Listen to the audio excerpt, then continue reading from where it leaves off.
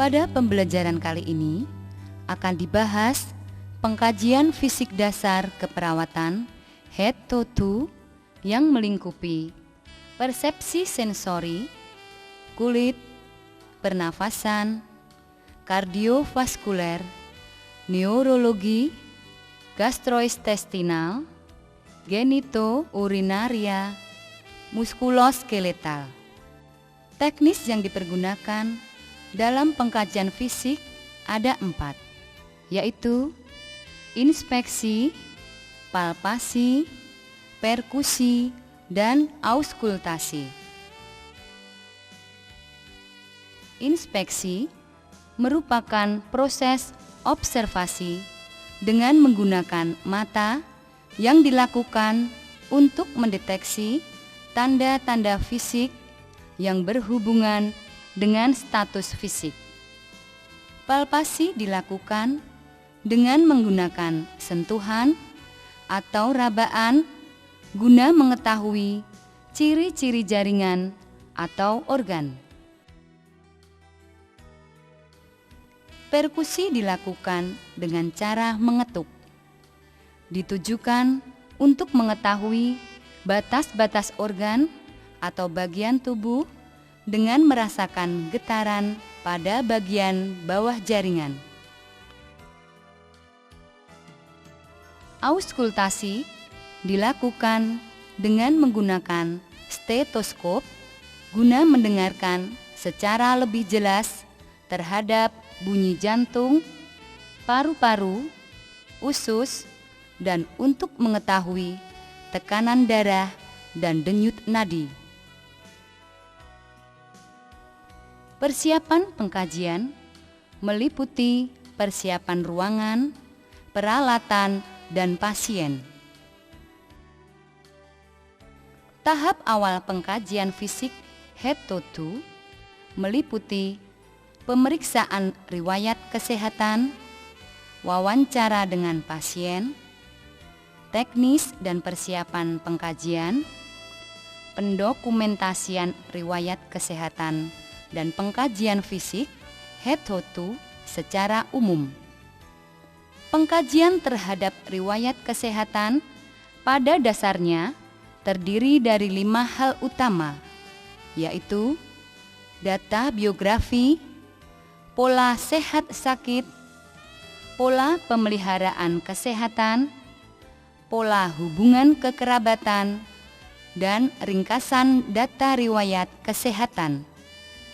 Tujuan pengkajian ini adalah untuk mengetahui kondisi kulit, rambut, dan kuku.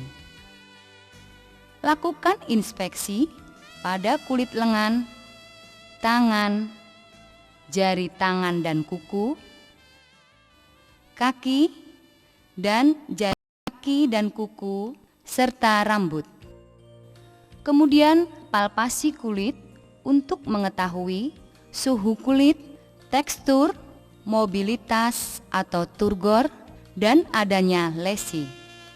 Lanjutkan dengan palpasi kuku dan catat mengenai warna, bentuk, dan setiap ada ketidaknormalan atau lesi. Cek capillary refill. Terakhir, palpasi rambut pada kulit dan perhatikan jumlah, distribusi, dan teksturnya.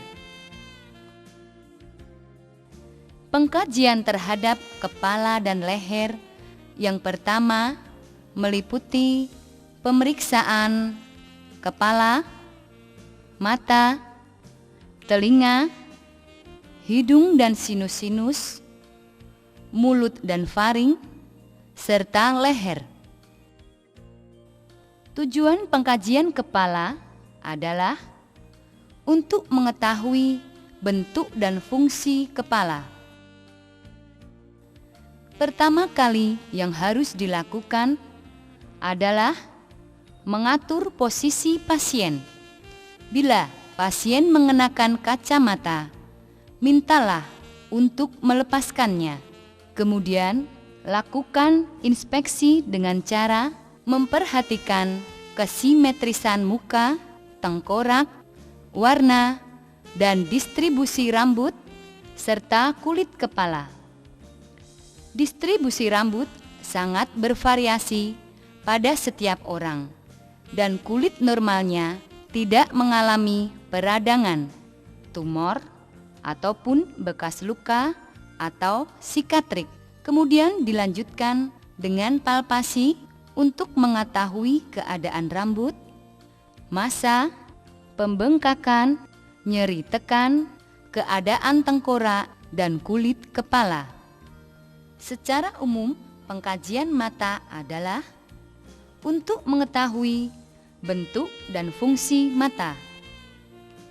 Pada proses inspeksi, bagian mata yang perlu diamati adalah bola mata, kelopak mata, sklera, dan pupil. Amati bola mata terhadap adanya protusis, gerakan mata, medan penglihatan, dan visus. Amati konjungtiva, sklera. Pasien diminta melirik ke atas. Amati warna iris serta ukuran dan bentuk pupil. Kemudian lanjutkan dengan mengevaluasi reaksi pupil terhadap cahaya. Setelah itu, kemudian lakukan inspeksi gerakan mata guna mengetahui apakah kedua mata tetap diam atau bergerak secara spontan. Apakah kedua mata memandang lurus ke depan atau salah satu mengalami deviasi, dan apakah 6 otot mata berfungsi secara normal.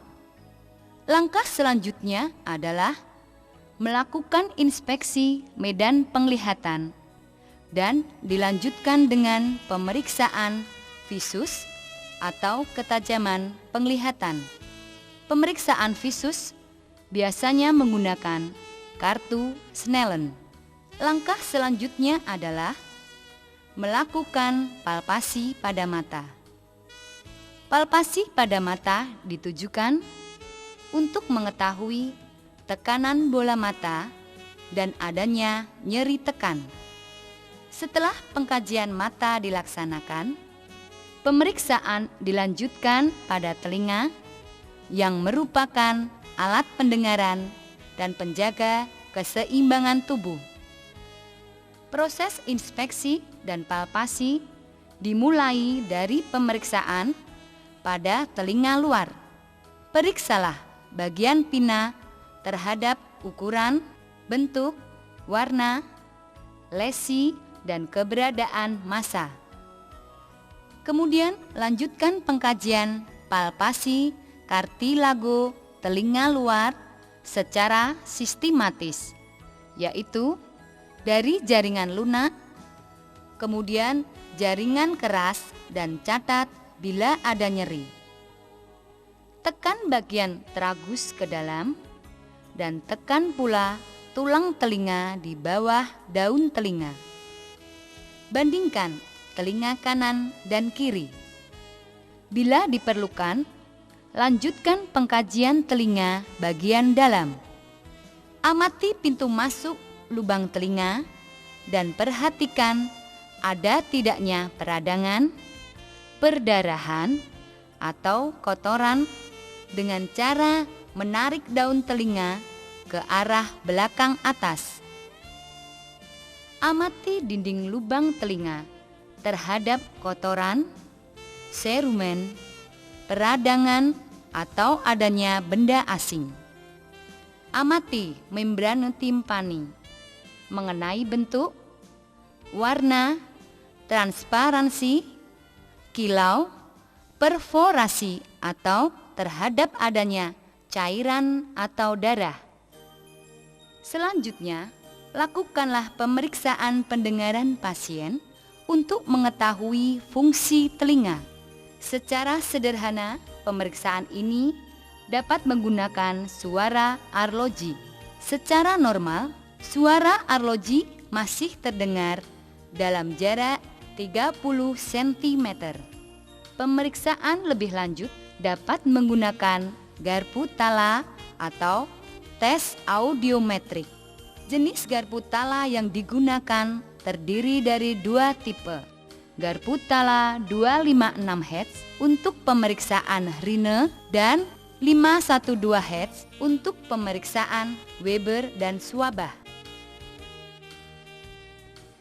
Pasien diminta memberi kode ketika getaran hilang dan memberi kode saat masih mendengar.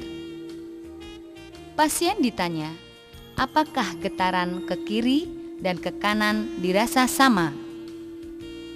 Pasien diminta memberi kode ketika tidak mendengar, lalu pindahkan ke telinga pemeriksa.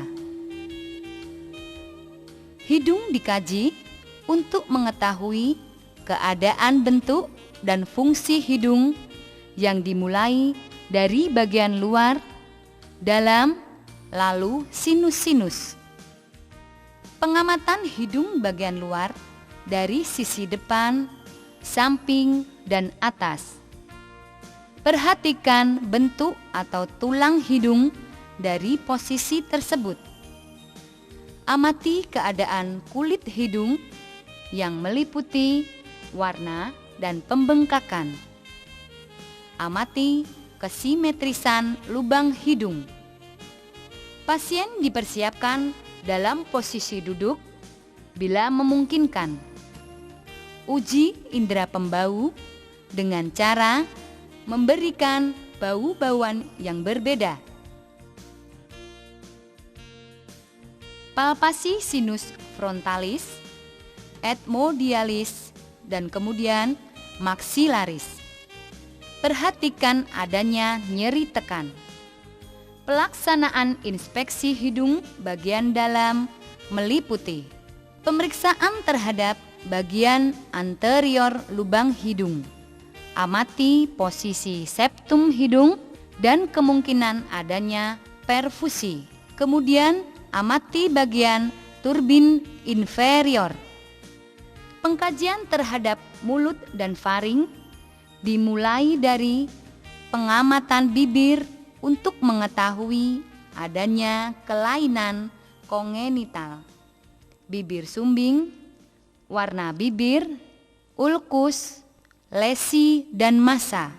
Kemudian dilanjutkan pada pengkajian gigi untuk mengetahui keadaan setiap gigi yang meliputi posisi, jarak, gigi rahang atas dan bawah, ukuran, lesi, atau adanya tumor. Amati juga pada akar gigi dan gusi. Lanjutkan pada pengamatan lidah dan kesimetrisannya. Pengamatan lebih detail ditujukan pada kelurusan, warna, ulkus, maupun kelainan lain. Kemudian, lakukan pengamatan pada selaput lendir yang meliputi warnanya, pembengkakan, tumor, sekresi, peradangan, ulkus, dan perdarahan. Pengamatan kemudian diakhiri pada inspeksi faring. Mintalah pasien membuka mulut. Tekan lidah ke bawah sewaktu pasien berkata "ah". Amati faring pada kesimetrisan ovula. Tujuan pengkajian bagian leher secara umum adalah untuk mengetahui bentuk leher serta organ-organ penting yang berkaitan. Langkah pertama adalah lakukan inspeksi leher yang terdiri atas bentuk leher, warna kulit, adanya pembengkakan, jaringan parut, dan massa. Inspeksi dilakukan secara sistematis mulai dari garis tengah sisi depan leher dari samping dan belakang. Inspeksilah tiroid dengan cara meminta pasien menelan dan amati gerakan kelenjar tiroid pada takik suprasentral. Normalnya, kelenjar tiroid tidak dapat dilihat kecuali pada orang yang sangat kurus.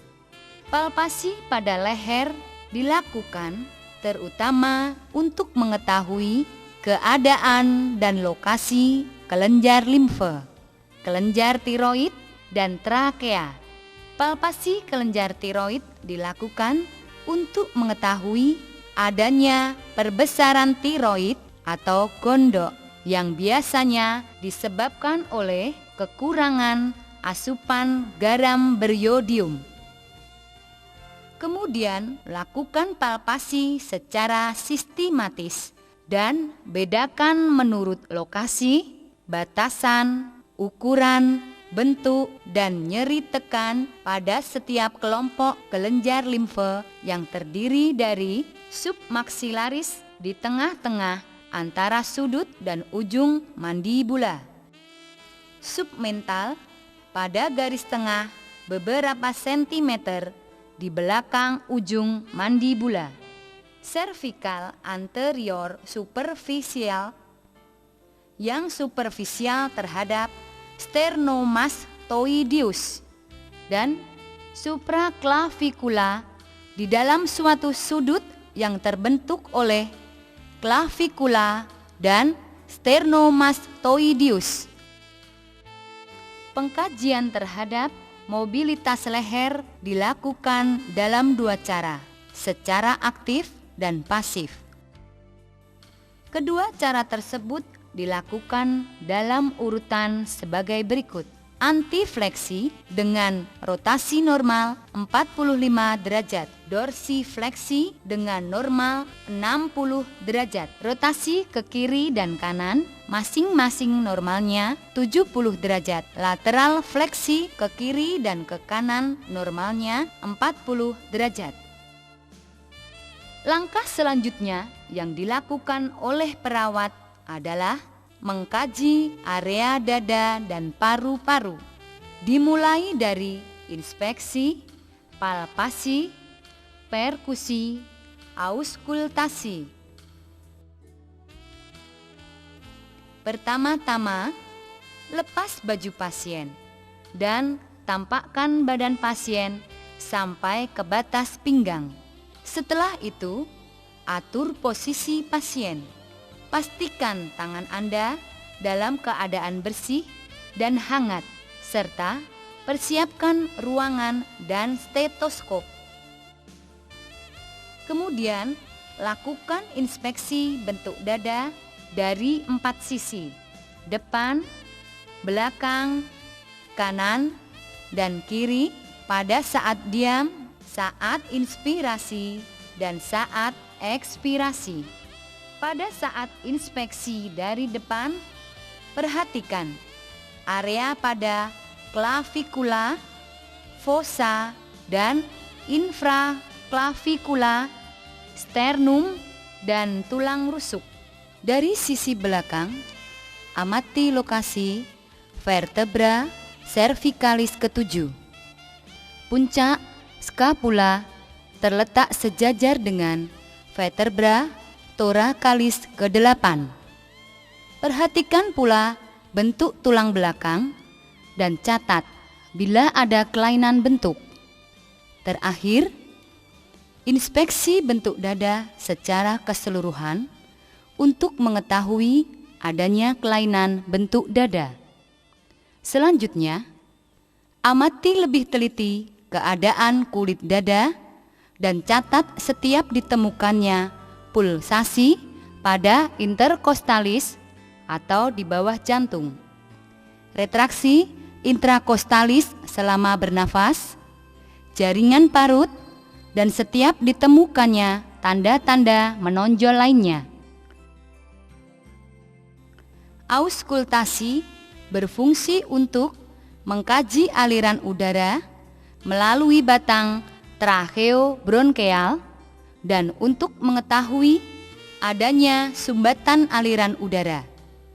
Juga berfungsi untuk mengkaji kondisi paru-paru dan rongga pleura. Langkah kerja pelaksanaan auskultasi adalah: pertama, duduklah menghadap pasien. Kemudian, Minta pasien bernafas secara normal dan mulailah auskultasi dengan pertama kali meletakkan stetoskop pada trakea, dengar bunyi nafas secara teliti. Kemudian lanjutkan auskultasi dengan arah seperti pada perkusi dengan suara nafas yang normal dan perhatikan bila terdapat suara tambahan. Ulangi auskultasi pada dada lateral dan posterior serta bandingkan sisi kanan dan kiri. Palpasi dada dilakukan dengan tujuan untuk mengkaji keadaan kulit pada dinding dada, nyeri tekan, massa, peradangan, kesimetrisan ekspansi, dan taktil fremitus, yaitu vibrasi yang dapat teraba yang dihantarkan melalui sistem bronkopulmonal selama seseorang berbicara. Pertama, lakukan palpasi untuk mengetahui ekspansi paru-paru dan dengan meletakkan kedua telapak tangan secara mendatar pada dinding dada depan, minta pasien menarik nafas. Rasakan gerakan dinding dada dan bandingkan sisi kanan dan kiri. Kemudian letakkan tangan pada sisi dada pasien. Rasakan ekspansi dada, vibrasi dada. Pasien diminta mengucapkan 6-6. Bandingkan kedua sisi kanan dan kiri. Lakukan hal yang sama pada punggung pasien. Jika ada keluhan, diperlukan pemeriksaan payudara. Lakukan dengan cara palpasi pada payudara. Kerjakan dengan cara memutar. Selain untuk mengetahui keadaan paru-paru, perkusi juga dipakai untuk mengetahui batas paru-paru dengan organ lain di sekitarnya. Secara sistematis, perkusi paru-paru dikerjakan dengan cara-cara sebagai berikut. Pertama, lakukan perkusi paru-paru anterior. Perkusi mulai dari atas klavikula ke bawah pada setiap spasium interkostalis. Kemudian, bandingkan sisi kanan dan kiri. Kedua, lakukan perkusi pada paru-paru posterior dengan posisi pasien sebaiknya duduk atau berdiri. Mulai perkusi dari puncak paru-paru ke bawah. Bandingkan sisi kanan dan kiri. Catat hasil perkusi secara jelas. Ketiga, lakukan auskultasi paru-paru dengan arah seperti perkusi. Sistem kardiovaskuler terdiri dari jantung dan pembuluh darah. Jantung dapat didengar dengan auskultasi. Auskultasi dilakukan pada 5 area utama dengan menggunakan stetoskop bagian diafragma, kemudian dengan bagian bel atau sungkup. Kelima area tersebut adalah katup aorta, pulmonalis, trikuspid, apikal, dan epigastrik. Dengarkan bunyi S1 sambil melakukan palpasi nadi radialis. Bunyi S1 seirama dengan nadi radialis berdenyut. Area jantung diinspeksi dan palpasi secara bersamaan untuk mengetahui ketidaknormalan denyutan atau dorongan. Inspeksi dan kemudian palpasi area aorta dan area pulmonal untuk mengetahui ada atau tidaknya pulsasi. Dari areal pulmonal, pindahkan jari-jari Anda ke bawah sepanjang 3 spasi interkostal kiri. Amati terhadap ada tidaknya pulsasi. Perkusi jantung dilakukan untuk mengetahui ukuran dan bentuk jantung secara kasar. Perkusi dilakukan dengan meletakkan jari tangan kiri sebagai plesimeter atau landasan rapat-rapat pada dinding dada. Perkusi dapat dikerjakan dari semua arah menuju letak jantung. Untuk menentukan batas sisi kanan dan kiri, perkusi dikerjakan dari tengah keluar dada. Batas atas jantung diketahui dengan perkusi dari atas ke bawah. Pengkajian terhadap payudara dan ketiak meliputi pengkajian terhadap riwayat kesehatan, inspeksi, dan palpasi. Mulailah inspeksi mengenai ukuran, bentuk, dan kesimetrisan payudara. Inspeksi kulit payudara meliputi warna, lesi, vaskularisasi, dan udema. Inspeksilah area areola. Pada wanita hamil umumnya berwarna gelap. Kemudian inspeksi payudara dan puting susu mengenai setiap adanya penonjolan atau retraksi akibat adanya skar atau lesi. Inspeksi puting susu mengenai setiap adanya keluaran, ulkus, pergerakan atau pembengkakan. Amati juga posisi kedua puting susu yang normalnya mempunyai arah yang sama. Kemudian inspeksi ketiak dan klavikula untuk mengetahui adanya pembengkakan atau tanda kemerah-merahan. Langkah selanjutnya setelah inspeksi adalah palpasi payudara dan ketiak. Lakukan palpasi di sekitar puting susu untuk mengetahui adanya keluaran. Bila ditemukan keluaran, maka identifikasilah berdasarkan sumber, jumlah, warna, konsistensi, dan kaji adanya nyeri tekan.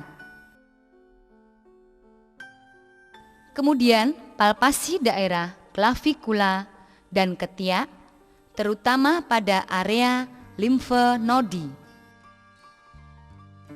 Lalu lakukan palpasi setiap payudara dengan teknik bimanual dengan cara: pertama, tekankan telapak tangan Anda atau 3 jari tengah ke permukaan payudara pada kuadran samping atas. Lakukan palpasi dengan gerakan memutar terhadap dinding dada dari tepi menuju areola dan memutar searah jarum jam. Lakukanlah palpasi payudara satunya. Pengkajian terhadap perut meliputi pengkajian terhadap inspeksi, auskultasi, palpasi, perkusi, dan pengkajian tingkat mahir. Pertama-tama, atur posisi secara tepat. Kemudian lakukan pengamatan mengenai bentuk perut secara umum, kondisi permukaan perut dan adanya retraksi, penonjolan, dan adanya ketidaksimetrisan. Amati gerakan-gerakan kulit pada perut saat inspirasi dan ekspirasi. Amati keadaan kulit secara lebih teliti mengenai pertumbuhan rambut dan pigmentasi. Auskultasi perut dilakukan untuk mendengarkan 2 suara perut, yaitu suara perut atau peristaltik yang disebabkan oleh perpindahan gas atau makanan sepanjang intestinum, dan suara pembuluh darah. Langkah pertama adalah siapkan stetoskop. Hangatkan tangan dan bagian diafragma stetoskop. Tentukan bagian stetoskop yang akan digunakan. Bagian diafragma untuk mendengarkan suara usus, sedangkan bagian bel atau sungkup digunakan untuk mendengarkan suara pembuluh darah. Letakkan diafragma stetoskop dengan tekanan ringan pada setiap area 4 kuadran perut dan dengar suara peristaltik aktif dan suara mendeguk atau gurgling. Perkusi dilakukan untuk mendengarkan adanya gas, cairan, atau massa di dalam perut. Juga digunakan untuk mengetahui posisi lien dan hepar. Pertama yang harus dilakukan adalah memulai perkusi dari kuadran kanan atas, kemudian bergerak searah jarum jam dari perspektif pasien. Perhatikan reaksi pasien dan catat bila pasien merasa nyeri atau nyeri tekan. Palpasi dapat dilakukan secara ringan atau dalam tergantung pada tujuannya. Palpasi ringan dilakukan dengan cara meletakkan telapak tangan pada perut pasien dengan jemari paralel terhadap perut. Jari digerakkan secara agak melingkar dan ditekankan ke bawah sedalam 1 cm atau sedalam jaringan subkutan. Palpasi dalam dilakukan pada area 4 kuadran perut. Area sensitif dikerjakan paling akhir. Palpasi ini dikerjakan dengan cara menekankan 1/4 distal permukaan tangan pada tangan yang lain yang diletakkan di dinding perut pasien.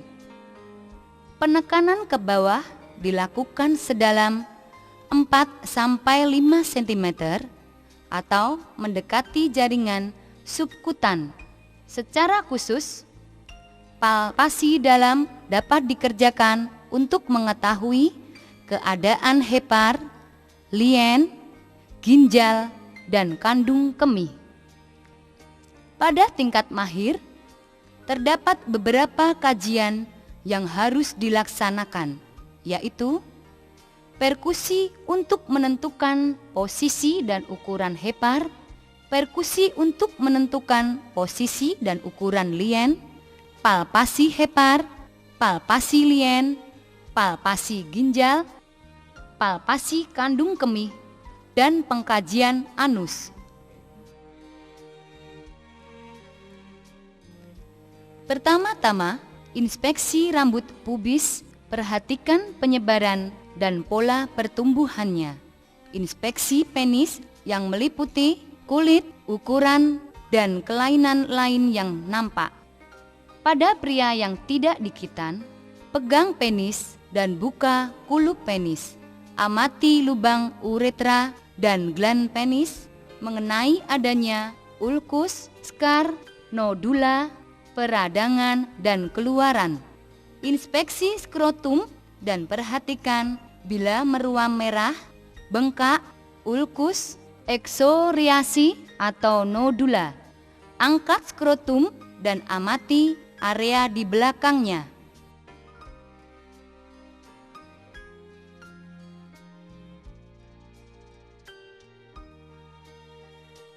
Lakukan palpasi penis untuk mengetahui adanya nyeri tekan, nodula, dan cairan kental yang keluar. Palpasi skrotum dan testis dengan menggunakan jempol dan 3 jari pertama.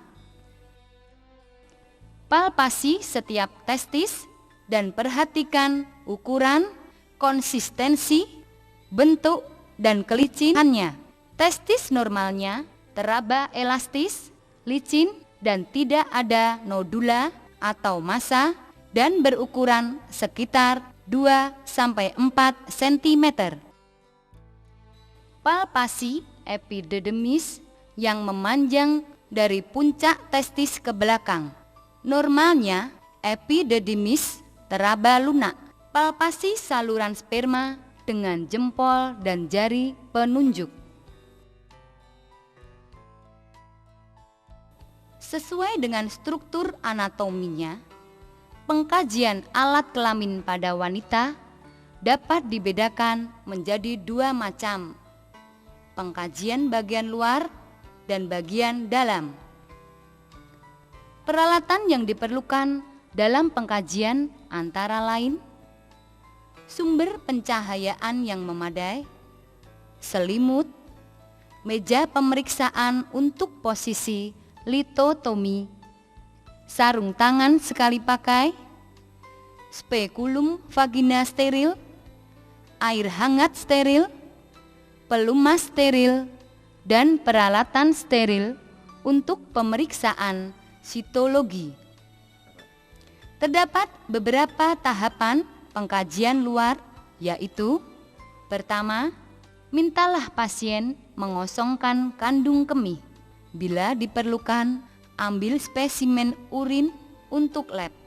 Kedua, minta pasien membuka celana dan bantulah agar posisinya litotomi dan selimuti bagian yang tidak diamati. Selanjutnya, mulailah mengamati rambut pubis. Perhatikan distribusi dan jumlahnya dan bandingkan sesuai usia perkembangan pasien. Amati kulit dan area pubis. Perhatikan adanya lesi, eritema, fisura, leukoplakia, dan eksoriasi. Selanjutnya, buka labia mayora dan amati bagian dalam labia mayora, labia minora, klitoris, dan meatus uretra. Perhatikan setiap ada pembekakan, ulkus, keluaran, pembengkakan atau nodula. Pengkajian tingkat mahir atau bagian dalam tergantung pada kebijaksanaan institusi tempat perawat bekerja. Dalam pengkajian ini, perawat harus memahami struktur anatomi, cara penggunaan alat, dan teknis aseptik. Pada tahap ini, pengkajian meliputi otot, tulang, dan persendian. Pertama-tama, lakukan inspeksi mengenai ukuran otot. Bandingkan satu sisi dengan sisi yang lain, serta amati keberadaan atrofi maupun hipertrofi. Bila ditemukan perbedaan, ukurlah dengan meteran.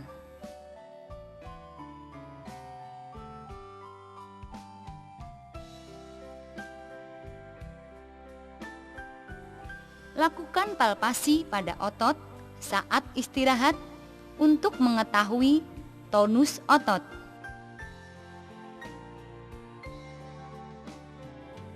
Lakukan palpasi otot pada saat pasien bergerak secara aktif dan pasif untuk mengetahui adanya kelemahan atau flasiditas, kontraksi tiba-tiba secara involunter atau spastisitas, dan kehalusan gerakan. Uji kekuatan otot dengan cara menyuruh pasien menarik atau mendorong tangan pemeriksa dan bandingkan kekuatan otot anggota gerak kanan dan anggota gerak kiri. Pada bagian ini, materi yang dibahas dibatasi pada pengkajian refleks patella saja. Refleks diuji dengan cara memberikan stimulus dan mengamati respon yang ditimbulkan. Pengujian MSR atau Muscle Wrist Reflex dilakukan dengan cara memberikan pukulan cepat dengan refleks hammer pada tendo-tendo suatu kelompok otot.